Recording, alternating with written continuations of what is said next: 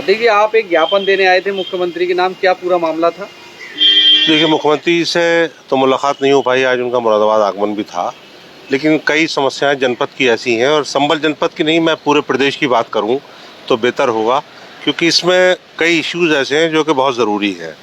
एक तो गौशाला तो बनी है, लेकिन पर्याप्त नहीं है जितनी ज़रूरत है, क्योंकि छुट्टा पशु अभी देखने को मिल रहा है। हम अभी आदरणीय नेताजी के देहांत में हम लोग गए थे सफाई, तो रास्ते में कई जगह एक्सीडेंट होने से बचे और कई हमारी गाड़ी दुर्घटनाग्रस्त हुई है, कई साथी अभी भी घायल हैं हमारे। तो ये विषय पूरे प्रदेश का है।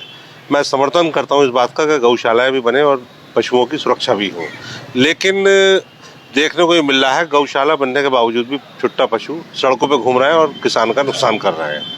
उसको लेकर के मेरा ये मांग है और सुझाव भी है कि जो जितने छुट्टा पशु हैं तो उनके सींगों पे अगर रेडियम लगा दिया जाए, तो अब क्योंकि सर्दी पड़ेगी, कोहरा होगा, तो बीच सड़क पे है, कम से कम उसके सींग पे रेडियम होगा।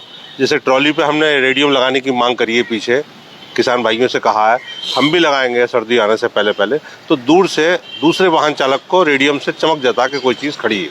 तो इसी तरीके से बीच में अभी परसों जब हम लौटे थे तो बीच में कई पशु सड़क पे बैठे थे बीच में। अब अचानक कोई बड़ा वाहन आ जाए, मान लो ट्रक है 18 टायरा 20 टायरा, इतनी स्पीड में होगा तो कैसे रुक पाएगा? तो पशु भी मारा जाएगा और दुर्घटना भी हो जाएगी। तो इसलिए एक आदमी की जान, परसों मोटरसाइकिल सवार एक महिला जो पीछे बैठी थी हसनपुर रोड पे, वो मरी। कल इस्लामनगर रोड पे एक सफाई कर्मचारी था, उसका भाई और वो ख़त्म हो गया इस्लामनगर रोड पे। तो ये आए दिन है, क्योंकि पशु, क्योंकि वो तो जानवर है, बेजुबान है, वो कहीं निकल आया जंगल से, रोड पे आ गया और टकरा गया। तो इसलिए कि इंसान की जान भी बहुत कीमती है हमारे देश में। तो मैं चाहता हूँ कि रेडियम सींगों पर, यदि किसी के सींग नहीं है, जैसे छोटा बछड़ा है कोई, तो उसके कान पे रेडियम लगाया जा सकता है। जैसे कान को छेद देते हैं, कोई चीज़ बांध देते हैं, पीछे मोहर लगा दी जाती है पशु के, तो कई उपाय ऐसे हैं। तो मैंने रेडियम की मांग की है, अगर सींग नहीं है तो कान पे उसके लगा दें। और घंटी बांधेंगे, अगर किसान के खेत में पशु घुसा तो कम से कम अगर वो सो रहा है टांड पे, तो उसे घंटी की आवाज़ आएगी तो वो जाग जाएगा कि मेरा पशु नुकसान कर रहा है खेत में, तो उससे बचत होगी। और एक मेरी मांग है कि मदरसों का सर्वे हुआ, पूरे प्रदेश में हुआ, अन्य जगह भी प्रांतों में हुआ होगा, लेकिन मैं खास करके अपने उत्तर प्रदेश की बात करूं, अपने जनपद की, तो मदरसे बहुत हैं। सर्वे हुआ है, मान्यता प्राप्त ज़्यादा निकले उसमें, लेकिन जिनको मान्यता नहीं है उनको भी मैं मान्यता की मांग कर रहा हूं माननीय मुख्यमंत्री से कि मदरसों को मान्यता दे दी जाए, क्योंकि बच्चे जो पढ़ रहे हैं, अब मैंने कार चलानी सीख ली और 20 साल से मैं ड्राइवर बन गया हूँ, तो क्या मुझे लाइसेंस नहीं मिलेगा? लाइसेंस मिलना चाहिए, क्योंकि जब मैं परफेक्ट हो गया ड्राइवर तो मुझे लाइसेंस मिल जाना चाहिए। इसी तरीके से मदरसा 20 साल से चल रहा है, अगर मान्यता नहीं थी उसकी तो अब उसे मान्यता मिल जानी चाहिए, क्योंकि वहाँ बच्चे पढ़ रहे हैं और वहाँ रेगुलरली पढ़ाई, क्योंकि देश की तरक्की का रास्ता जो है, जिस तरीके से खेत और खलियान से होके जाता है, इसी तरीके से शिक्षा अगर होगी हमारे बच्चों में, अच्छी तालीम, तो हमारा देश यकीनन आगे बढ़ेगा। तो मदरसों का सर्वे हुआ है तो मान्यता मिले।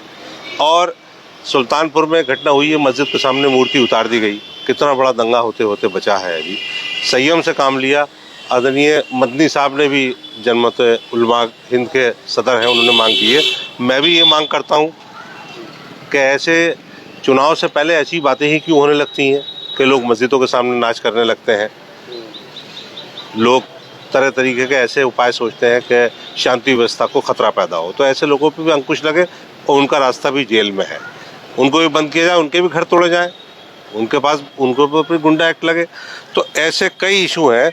और हमारे संबल में, जनपद में मेरे अधिवक्ता वकील हैं, और चंदोसी में भी, अब क्योंकि अब डिस्ट्रिक्ट बन गया, हमारा खुशी की बात है, तो मैं चाहूँगा कि हमारे अधिवक्ताओं को, वकीलों को भी चैम्बर बनाने की अनुमति उसी कैंपस में आसपास दी जाए, ताकि बातकार आए तो वकील साहब को ढूंढे ना, तो वो अपने चैम्बर में उपलब्ध मिले। तो ऐसे जो स्कूल हैं, कई की छतें गिर गई बरसात में, बच्चे पढ़ रहे हैं, जनपद संबल में कई स्कूलों की छतें गिरी हैं, तो स्कूलों में देखें, ग्रामीण क्षेत्रों में कई स्कूल क्षतिग्रस्त हो गए हैं, पुराने हैं, तो उनका भी वो होना चाहिए। तो इसलिए सड़कें हैं, इनकी मरम्मत है, ये सारी चीज़ें मैंने इसमें लिखी हैं। मुझे उम्मीद है कि मेरे इस मांग पत्र पर विचार ज़रूर मुख्यमंत्री जी करेंगे और DM साहब इसको वहाँ भेजेंगे।